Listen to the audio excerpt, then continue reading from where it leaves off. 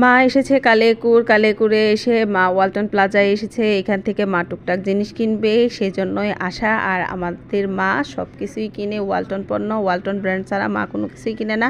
বিশেষ করে আমিও ওয়ালটন ছাড়া কোনো কিছুই কিনি না। আমার কাছে এই ব্র্যান্ডের জিনিসগুলো খুবই ভালো লাগে। সেখান থেকে মা একটা মোবাইল নিয়ে যাবে।